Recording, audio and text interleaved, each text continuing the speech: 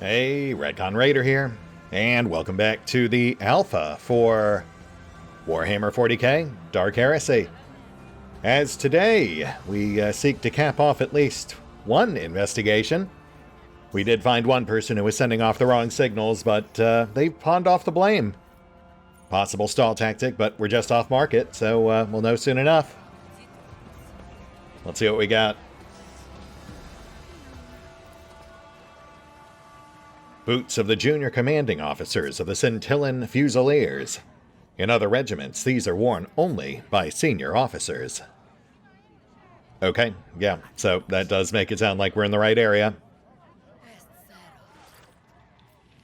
The woman standing behind the counter has an impressive mane woven from dried seaweed and wears clothing crafted from an old deep-sea diving suit. A tarnished, time-worn copper aquila hangs on her chest. She smiles at you, revealing 2 rows of blue-black teeth. Step right up and take your pick, Master. Inktooth offers the best the sea has to offer up. A daunting tower of assorted junk, covered in shells and seaweed debris, sits on the trader's makeshift counter. Among the clutter, you notice a few seemingly intact injectors, a rusty knife, and a rather decent pair of boots.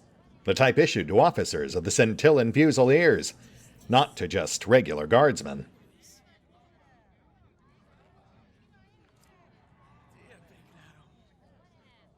Yeah, I see a few things I might be interested in. Are these for sale, or are you looking for barter? I've got sense if you take them. The woman's eyes widen in surprise. What am I supposed to do with sense, kind master? We've never used money round here. We trade everything. If you have Medicaid kits, that's crackin'. They're much needed here. I'll trade anything for them. Gergesem will do as well. The Baron's charging triple for it these days. Charging triple what? You just said you don't use money. But sure, yeah, I can spare a Medicaid kit or two. I was told you have Fusilier gear. Kind of a rare sight in a place like this. How exactly did you get your hands on it? The hermits brought it over, and I didn't bother asking where they got it from. Maybe they found it somewhere or looted a dead man. Why let good wares go to waste? Sure, I get that. The only problem being that the items in question, these boots here included, belong to a wounded officer who's since gone MIA. The color drains from the trader's face, making her dark teeth stand out sharply. What? How was I to know? I traded rotten fish for them, so go knock on her door. How about you take them off my hands before I get into trouble? Sure, I think I can do that. Just tell me this. Where can I find this rotten fish? She does sound like the fishy sort. You'd have to go to the island where the hermits make their home, Master. Okay, I'll certainly do that. I think I passed a bridge on the way here. Here, for your time.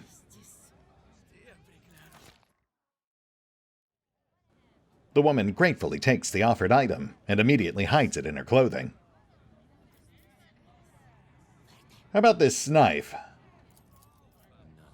The knife's blade is so eaten away by the rust that a few holes pierce right through it. Its handle is a crude replacement with the letter I burned into the surface. This knife used to belong to a daring man. He wielded it to shield his family from the swamp mutants and lost his life. Later, his children brought me the knife. I traded them 3 rations for it. I mean, I'm going to say if it has rust holes straight through it, it's probably garbage, but, might be evidence. Might actually have practical use.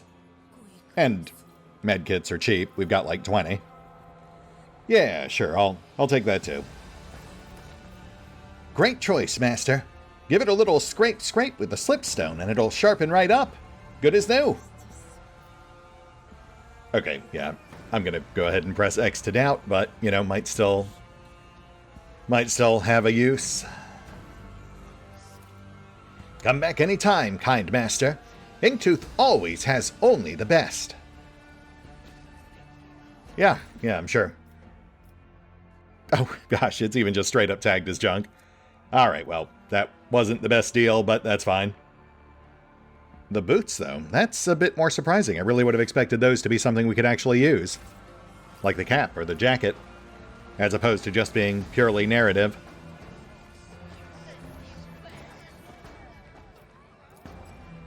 Feast your eyes and trade! We found new rations, hardly any mold on them.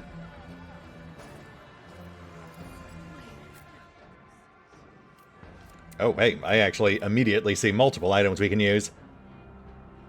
Also, you take sense, which kind of makes me suspect Inktooth over there was deliberately pulling a fast one, but again, not a huge deal. I mean, we're immediately recouping one of our Medicaid kits here for minimal cost, with the addition of a few other potential utility items. Extra rot gut, a spare fuse, a second coil of rope. We'll pass on the actual weapons, though. None of that's really apt to come in handy. Yeah, we'll take all this. The fuse is interesting because, like, we actually did see another spot we could grab a fuse earlier. But, you know, given that taking it would probably kill divers who are actively using it to breathe, I decided against snagging it to save, like, $10. We haven't actually encountered anything that needs a fuse anyway. Oh, that's, Yeah, that's where we came in. That's the entrance where we met Eyeball and all that.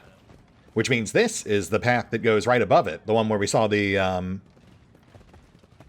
jumping checks. Yes, right there. Nice. Also puts us above the locked door, so may provide a secondary entrance. Ogren Fortified Armor. Plus 25% armor durability. Cape of the Champion. The wearer gains plus 2 morale if they did not suffer damage last round. Plus a few fire grenades.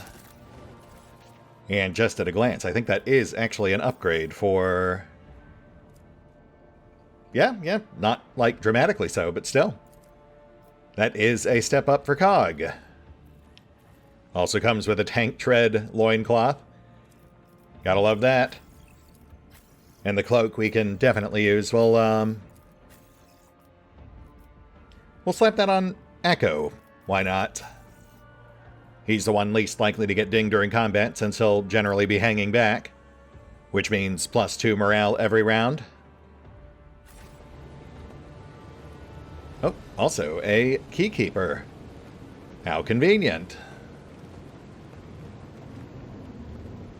Okay.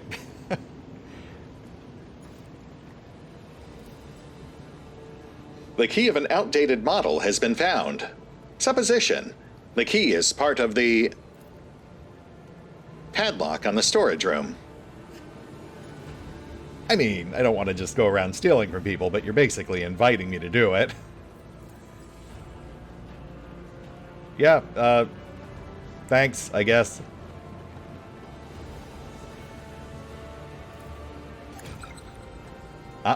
And a use for our rope. Nice. You know, it's minor, but I do always appreciate games that allow you to use utility items outside of combat for exploration or narrative purpose.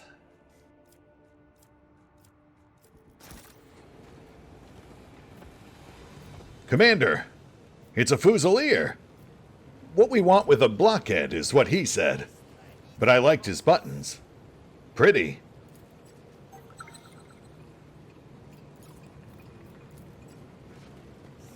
The Fusilier's uniform is covered with dirt and soot, but polished gold-plated buttons gleam on his chest. Okay, so not our Sergeant Ollie, but it is another dead Fusilier. And you know, Cog doesn't seem all that broken up about this one, so I guess we'll grab those buttons and be on our way? Question mark? Interesting to find him dead so far from the rest. Not supposed to. But all takes one. You take the others, Commander. They're pretty. I appreciate that, Cog. Thanks. And I guess I'll take these too. Couple of Fusilier lasguns and a pair of Exorcist rings. Bonus DOT damage to non-human foes. I feel like we probably weren't supposed to pull 2 off his body. I feel like they doubled up his inventory by accident. But I'm happy to take advantage. We do have 2 DOT-focused characters. Plus a seemingly worthless set of gold-plated buttons. 1 for Cog. At the start of combat, the wearer gains +1 morale. Can be equipped only by Cog. That's cute. Very minor, but I like the narrative. Here you go, bud. Anything else? The huge gear converted into a water wheel is supposed to power the generator, but actually only compromises its integrity. Guess not. Interesting, interesting. Yeah, definitely making less of a big deal about this Fusilier than the others. I am curious as to who actually attacked them. There were no luminous tattoos on the guys we saw fighting Cog, so I guess we'd assume... Oh, nice, we're inside. Really kind of makes that key superfluous. But yeah, I guess, like, best guess would be Feral, since we didn't see any luminous tattoos on the attackers. Valve notably has a description. Implies it's a utility item.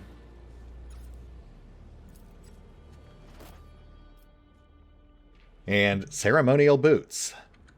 Whenever the wearer uses an officer ability, they gain plus fellowship divided by 2% more defense until the start of their next turn. Stacks. Nah, I like the Commissar's boots better.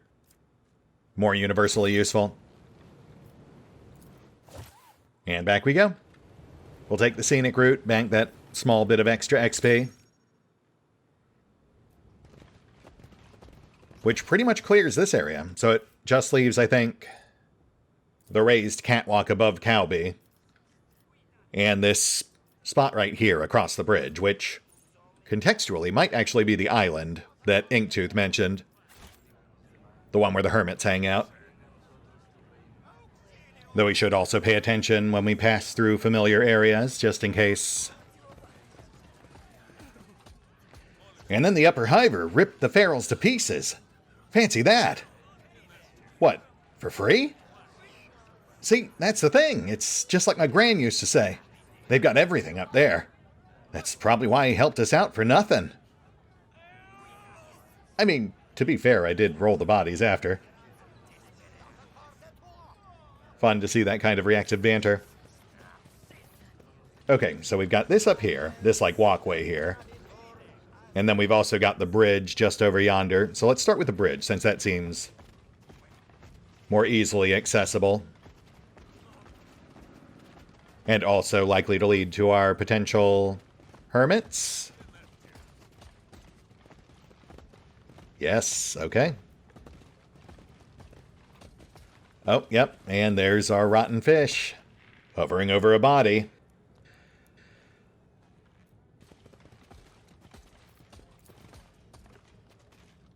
The building is assembled from the scraps that even the beggars refuse to take. The people who live here are the most wretched inhabitants of Merisportum. There is no one lower than them. I wonder if the body would have still been here even if we hadn't found those other clues. The flock is right about one thing. The seaquakes won't end. Food is already scarce, but the Baron has a warehouse full of supplies. You want to rob the Baron? Do you have a death wish? The opposite. We'll sneak into the warehouse, grab what we can, and make a run for it. If we don't, we'll starve to death for sure.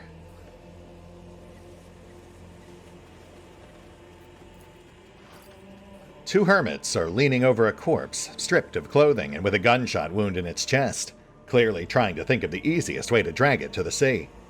Another hermit, an old woman with a malformed appearance, stands nearby, muttering something in a vehement voice.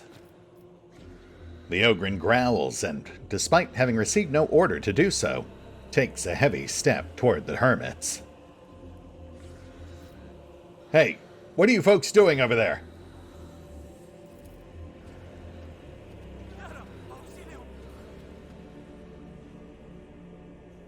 The old woman gasps in fright and hides her face in her hands.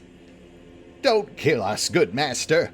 Rotten Fish was only giving a litany to usher along this warrior of the God Emperor to rejoin him." The young man's ashen face is frozen in a grimace of disgust. You notice that the muck on the body is relatively new, and his neatly cut hair suggests the deceased could afford to tend to his appearance. Sorrow makes the sign of the Aquila and lowers his head, whispering a prayer. Probably a requiem. The edges of the wound are slightly charred. The man was shot with a las pistol. I would like to note the presence of blood in the cadaver's mouth and nostrils. The primary wound, clearly inflicted by a low-power las weapon, did not result in immediate death. It was the victim's subsequent wounds that caused their internal bleeding and eventual demise. The man's forearm has tattoos, some of which signify his affiliation with the Astra Militarum. You take a step back, but the slightly sweet smell of decay follows you. Rotten fish, I presume? I've heard about you. Aye, this is Rotten Fish, good master. A hermit, a diver in the past, and just an old woman now. And this unfortunate fellow here, you said he's a warrior of the God Emperor? Oh, master, Rotten Fish didn't see it at first. Her eyes are almost gone. And he was all dirty and scruffy, covered in blood, clothes all filthy. When she finally got a good look at him, oh, saint's blood, a warrior of the God Emperor, dressed in uniform and bearing the sacred symbols. Why don't you tell me exactly what happened? The warrior came already wounded. The fish wanted to make a seaweed poultice, but he didn't let her. He shouted, brandishing his weapon and cursing us. And that's the way he died. May he meet the God Emperor on the eternal battlefield. The Ogren nods with a frown. That's just like Sergeant Ollie. His weapon, you say? I can't help but notice there's no weapon present. In fact, there's not much on him at all. So you're saying you didn't recognize what he was until after you'd already stripped his body and sold his possessions? You do realize how this looks, right? The fish has never kept a weapon in her life, good master. Except for a knife when she was young. Where would we get weapons? We're not allowed to have any. I mean, he was obviously killed with a las pistol, so I think it's safe to say you didn't kill him, but you definitely stripped him down. The fish never would have dared, good master. Oh, then where's all his stuff? He asked, while wearing the dead officer's clothing. As soon as his spirit departed, people took everything he had. That's just the way it goes, noble master. So don't be angry. Why let good things go to waste? Yeah, I guess that's fair. Cog slowly walks up to the body and looks at it for a long time. Suddenly, he lets out a soul-wrenching howl and turns to you with an expression of utter turmoil. It's Sergeant Ollie. He's all dead. The abhuman growls and pounds his fist on his own forehead several times. Had to protect him. Sergeant Ollie was bad at fighting. At the Ogren's words, Larthier turns his head to him and slowly raises a hand, as though about to place it on his tall shoulder, but stops at the last moment, as if waking from a reverie, and turns away.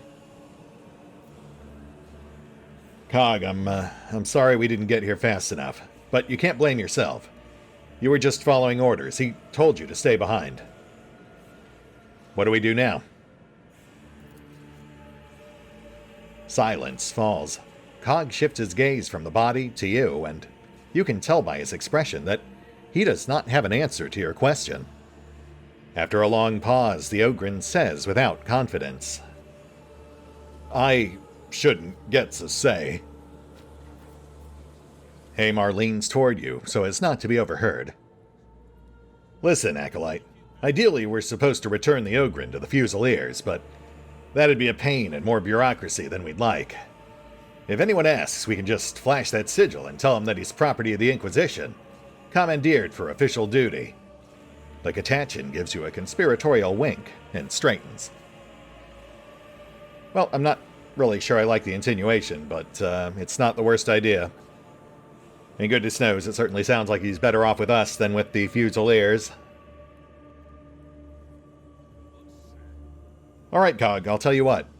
You said you'd follow me until we found an officer to tell you otherwise. Since it seems like your commanding officer is dead, you'll stick with us for now. We'll figure things out later down the line once we find whoever was above him. How's that sound to you?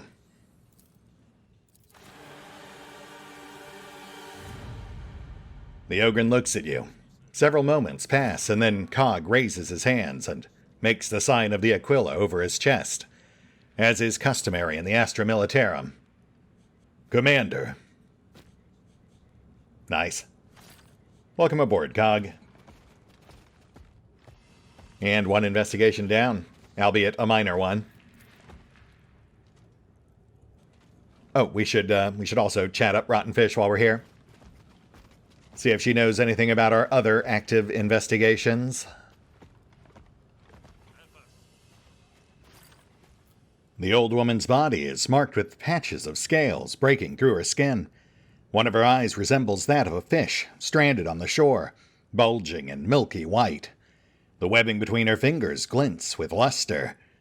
To make matters worse, the stench of rot from her greasy garments is so potent, it feels life-threatening. And yet, she greets you with the most cordial smile. Ah, you know, I thought it was the corpse, but what exactly is that smell? Is it the water? Don't be angry, good master. That's the fish. Her body is old, doddery, and ruined by the sea. That's why she's called rotten. Oh, well, sorry. Look, Fish, no offense intended. I just had some more questions, if you don't mind. She'll tell you everything, whatever's useful. Her life's not that interesting, but maybe her story will help. The smile does not leave her ugly face as she recites the lines. The archenemy, crushing with your sure hand, protecting humanity from inhuman taint, the equal of war machines across the land. I'm sorry, what was that? Is that a prayer? Rotten Fish remembers, always remembers like her nan taught her. A verse about the saint. Repeats it so the fish doesn't forget. So the memory stays. The archenemy crushing with your sure hand, protecting humanity from inhuman taint. The equal of war machines across the land. You said you used to be a diver. What do you do now? The fish just lives here, master. She used to hunker down closer to people, catch fish, and grow seaweed. Then the sea blight got worse, and she settled here. It's no good to scare people with her sickliness. Rotten fish is no use to anyone, so she lives off her neighbor's kindness and her faith. The old woman jerks her neck, almost twisting it entirely. All banners and aquillas were his to claim. Incorrupt in our memory, he will not fade. Oh, weird. It's almost like a focusing mantra, something you'd say to help keep yourself under control. Which, given her advanced mutations, and the dreams, does suggest a few things. These changes, you said it's from the sea blight, so you're not born this way. Yes, Master, it's the sea blight. You catch it and it gets worse with time. That's our lot and our service to him. Anyone can become a diver. You just need to learn from your old folks and carve the scriptures into your body and dip yourself in the sea before getting a suit. It will hurt so much you'd rather crawl out of your skin. But after that, it's easier to go out for a catch. And those who don't perform our ritual, the sea takes them much faster.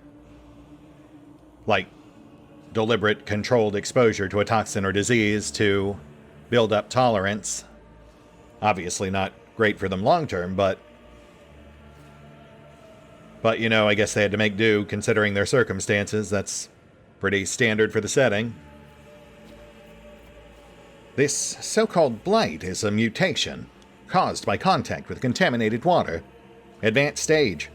I assume younger divers manage to conceal their ailments, but she is no longer able to due to the extent of the damage.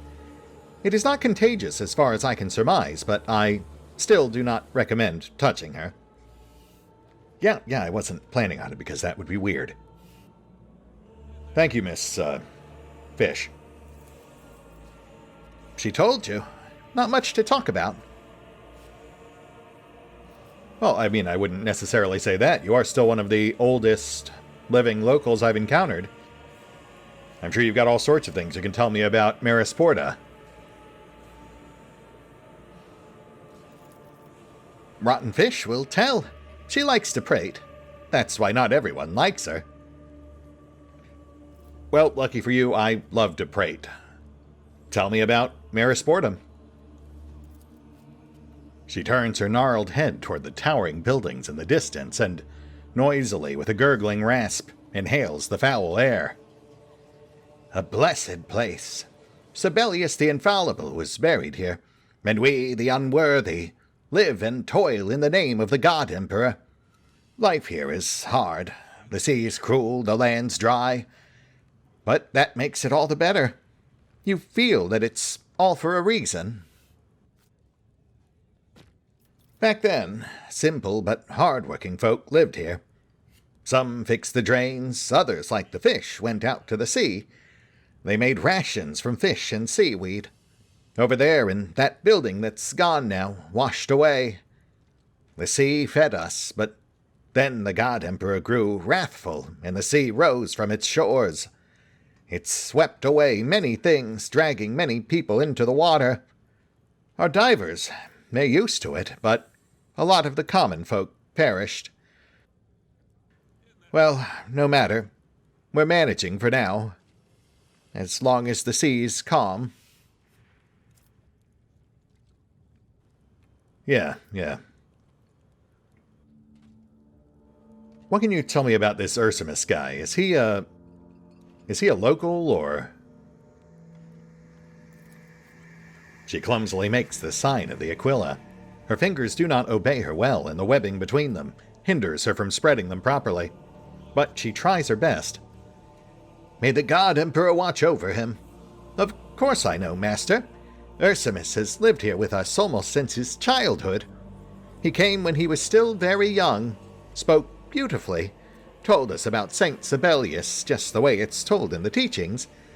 Then the flood happened. Ursimus got hurt badly somewhere, and he started gathering the flock around him. It's a good thing, but oh, they've all grown so eager now. But folks are drawn to them. With each passing day, there are more and more of these troubled souls. There is a barely concealed tone of pity in her voice, as if Ursimus and his flock are doing something wrong. She opens her mouth wide as if gasping for air, and then she practically spits out the words. Sibelius the Good became a traitor's prey. His flesh our hopes rent asunder by villain's knife. That is quite a verse to insert right after talking about Ursimus. Fish, is there something you're not telling me about the Confessor? Ursimus. Her lips twist in a strange semblance of a smile. Forgive old rotten fish. She is to blame. She holds pity in her heart, but pity doesn't suit his faithful servants. Ursimus once honored Sibelius the Infallible, but after he returned from the neighboring Hab Zone covered in wounds, his faith grew stronger, yet something's just not right about it. It's not for foolish old fish to judge sermons, but back then he used to speak of unity and faith, and now it's all about pain and suffering. Those who listen to him torment themselves too. It's frightening to even look at it. Devoted they may be, but rotten fish pities them deeply. Each day there are more of them, those poor soft-headed folk. After all, it doesn't take much wit to whip yourself. Yeah. And what about this Baron? Another local? Her old face, glowing with warmth, darkens. But only for a moment. She responds with the same enthusiasm. He used to be the head of the local bandits. Not the worst kind. When the sea came, he took all the power for himself. He struggled for a long time trying to set things right. In the end, he started taking the sea sludge from us and using it somehow. In exchange for us harvesting the sludge, he's been protecting our children and giving us some food. The fish can only thank him for that. If it wasn't for him, the swamp uglies would have eaten the rest of us, for sure. The swamp uglies. Yeah, I've heard about them. You say the Baron stopped them? Not long ago, the uglies came from the swamps. Mutants. Like people, but with beaks. But who is fish to judge them for their looks? So they attacked us, cutting us down without mercy. Many they even ate right there where they killed them. But then the Baron came with his cronies and drove the uglies back into the swamp. Now they stay there, a bit calmer. Sometimes they wander along the shore looking for food, but they don't bother us anymore. Right, so nothing really new there. I see. Thanks. She nods her head a few times, nearly toppling over from the motion.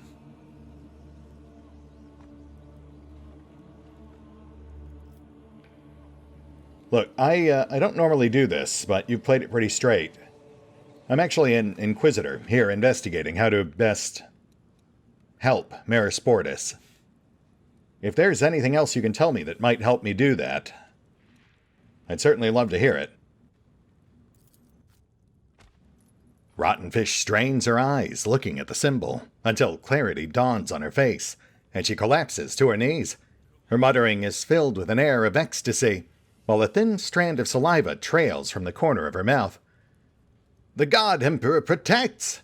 It's an honor for old rotten fish to see a true servant of the Golden Throne in person. She'll help you with anything and everything. Saint Sibelius teaches us to hold together and serve the throne. And you are a herald of holy terror.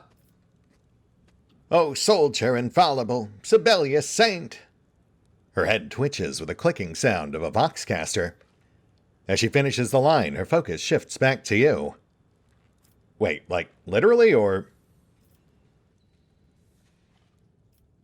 Okay, you know what? I think we've talked enough for now. We'll be in touch. May the God Emperor show you the way, and Sibelius guide you through it. I feel like the quote-unquote Vox click was metaphorical, but the way they phrased it does make it a bit ambiguous. I think what it is, though, is that, like, she's just reciting this prayer like a mantra to keep herself grounded despite her advanced mutation, since the dreams and the mutations are almost certainly tied together, along with whatever ancient intelligence is lurking beneath these agitated seas. You know, again, very, very, very Lovecraftian.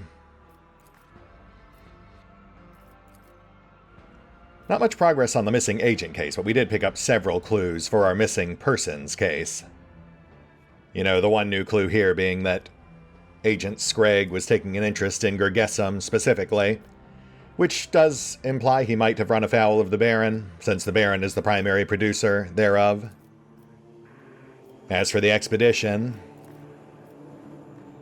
let's review.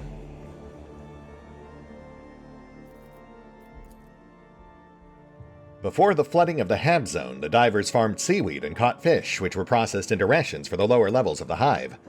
Now they harvest raw materials for the Baron's production process. The sea creature idol in the camp is a statue of St. Sibelius, which has been raised from the bottom of the sea by the divers. The divers' bodies have been distorted by mutations that they carefully conceal. Offering corpses of their kin to the sea that feeds them is a diver tradition, stretching back centuries. No specific mention that they deliberately expose themselves to the mutating waters, though. That does feel like an important detail. The divers are prone to mutation. Some of them have mutated to the point of having four-toed feet. It was they who left the footprints at the excavation site. No, that is very clearly wrong because we already know that's Kroot. Crates of Physaline. The divers store their diving equipment in containers similar, but not identical, to Physaline crates. That, I think, is just a red herring.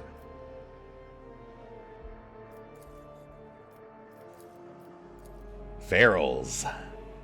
When the Baron seized control, he forced unruly inhabitants and marauders out of the town. The outcast formed into bands of ferals. Crimson Fang let it slip that the ferals did not risk exploring the excavation site because of the bog beast that scuttled about there, implying it was the Baron's men who clashed with fanatics there. On a tip from the Baron, the bog beasts eliminated nearly all the ferals' gangs on the outskirts of the Hab Zone. The Fusiliers beat those beggars a lot. The sergeant said there wasn't many now because they got scared. Interesting. So the ferals were getting double-teamed, basically, both by the Baron and the Fusiliers. Also, technically, the Kroot, so I mean from three sides, really.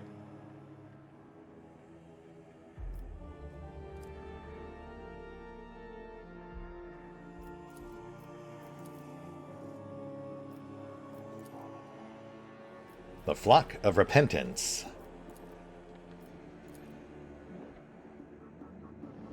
Hypothesis: the Flock of Repentance, whose teachings are heretical and impious, is responsible for the disappearance of the Hab Zone's residents. You know what? We don't have any evidence of that, but that does seem like a fairly solid theory, given what we have seen and heard about them thus far. The followers of the Confessor of Ursimus had previously followed the teachings of Sibelius the Infallible for many years. That changed several months ago when the Confessor renounced his patron. Did he? I mean, I guess Calby might have implied it. She didn't outright state it, though. Confessor Ursimus, spiritual leader of the Merisportum Sectoris. The influence of Confessor Ursimus and his flock on the people of Merisportum is growing by the day.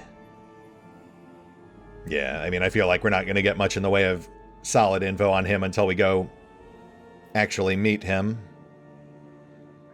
Tragedy of the Selenza Sectoris. The neighboring Hab Zone of Selenza Sectoris was burned to the ground after a massacre broke out there.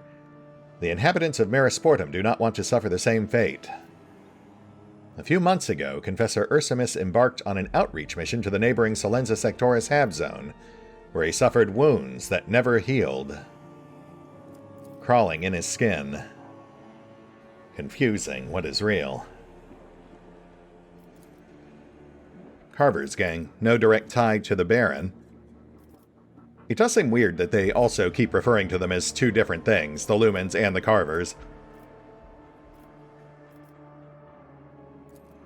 Marisportum, Addendum 2. Bands of ferals are constantly invading the town, robbing and capturing local inhabitants.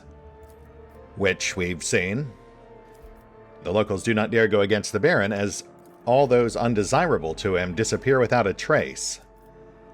Also, a clan of bog beasts have been terrorizing Marisportum, but only since the Seaquake. We have multiple new hypotheses. After the tragedy in the Silenza Sectoris, Confessor Ursimus renounced Saint Sibelius and began preaching repentance of transgressions through suffering.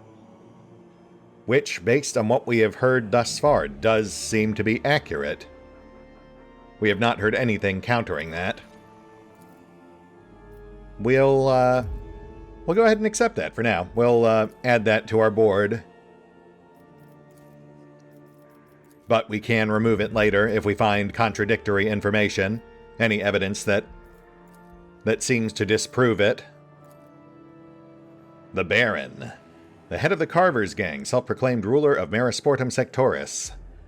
The Baron manufactures the combat stimulant known as Gergesum. So it is a combat stim. The Baron prefers to hold public executions and keeps a record of all those killed by the Carvers. Well, see, that flies in the face of the idea that he makes people disappear, because now we have stories about him both making people vanish without a trace, but also that he prefers to do public spectacle, to make examples of people who cross him.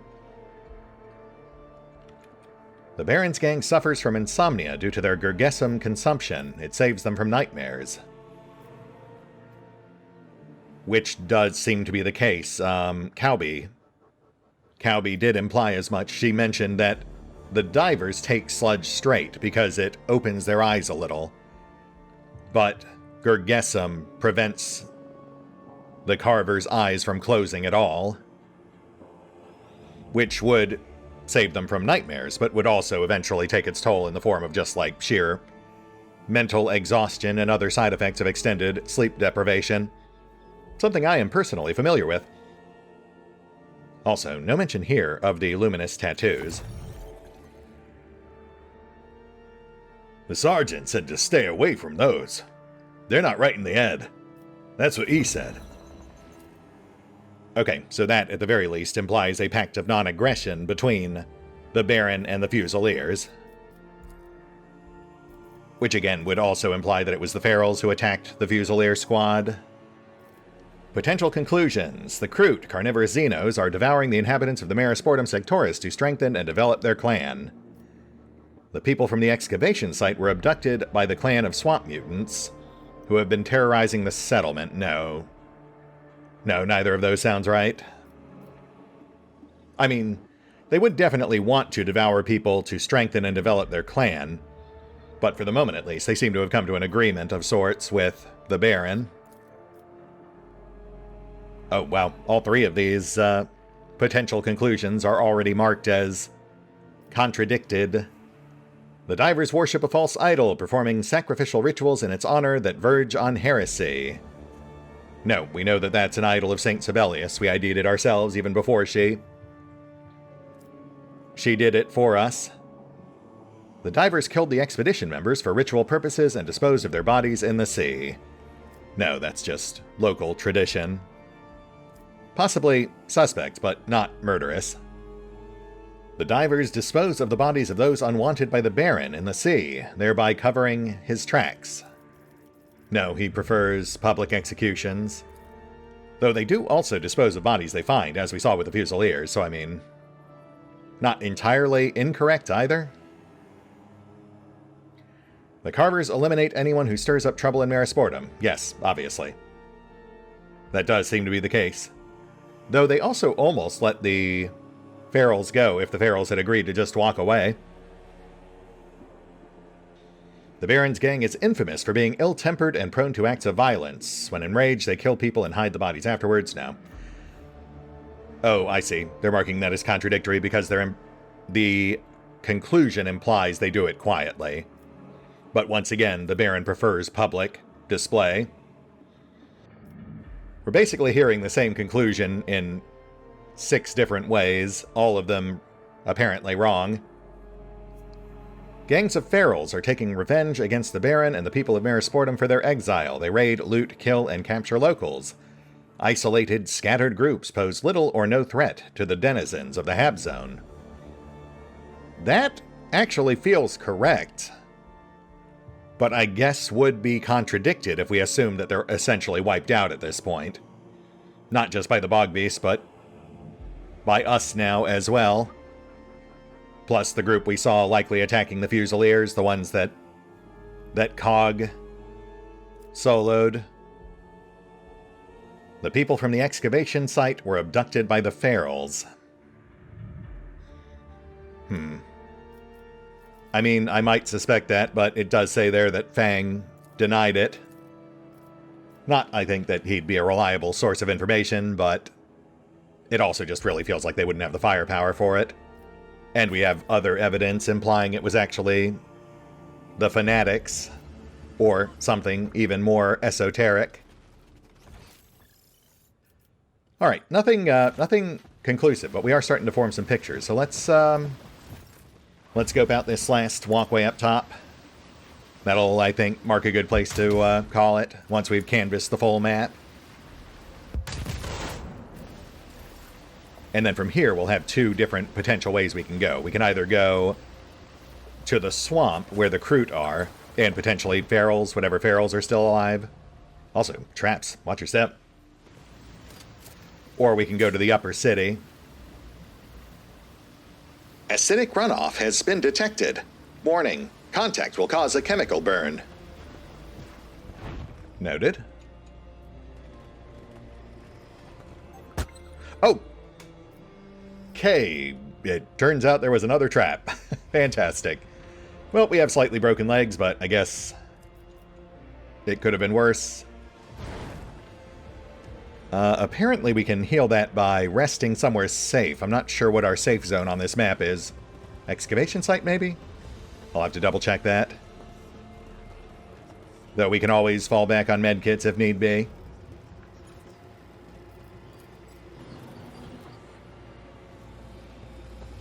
Corpse. Someone has deliberately dragged half of a body through filth, and then wrapped a filthy rag around it. The body has been cut symmetrically. The corpse's hand is covered in calluses, fingers pointing toward the abandoned utility buildings in the center of Merisportum. Interesting. The buildings where they used to process and package rations. Rotten Fish mentioned those were abandoned post-Seaquake. Hey, and there's a use for our rusty valve. Nice. Which did not stop the water. What about over here?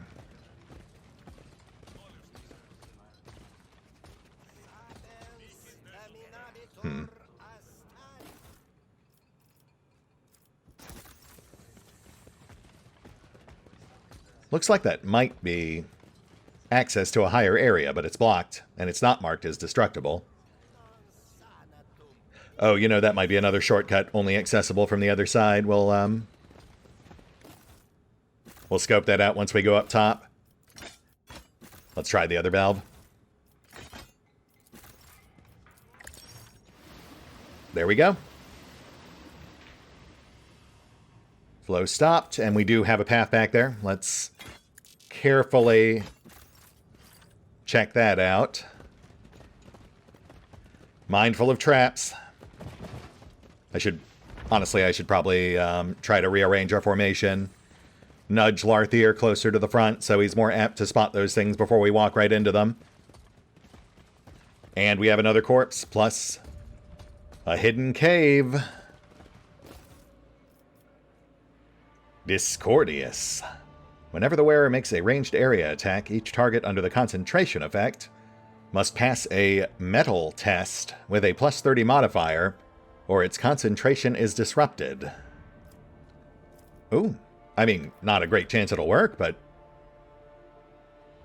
a small chance is certainly better than nothing, especially if it's a character who's already making ranged AoEs. Which for us would be Sorrow, a Peony, or Seymore, but only with grenades. Let's go Sorrow. At least until we find something potentially better for the hand slots. And I guess we now have a third option. We have a mysterious hidden cave. Surrounded by corpses. Not just the one that we just looted, but also we can see one kind of tucking out from beneath the bars there. So, you know, that I've got to say, that feels like a pretty good place to go looking for missing people. Also, that half-corpse we found over yonder might also imply more of the strange spherical anomalies. Yeah, I feel like this is a good place to call it. We'll hit the pause button for now. I'm going to fuss with some settings, rearrange our formation a bit, review what we've learned this episode, and we will pick up here next time as we delve into one of Merisportum's darker corners. See you then.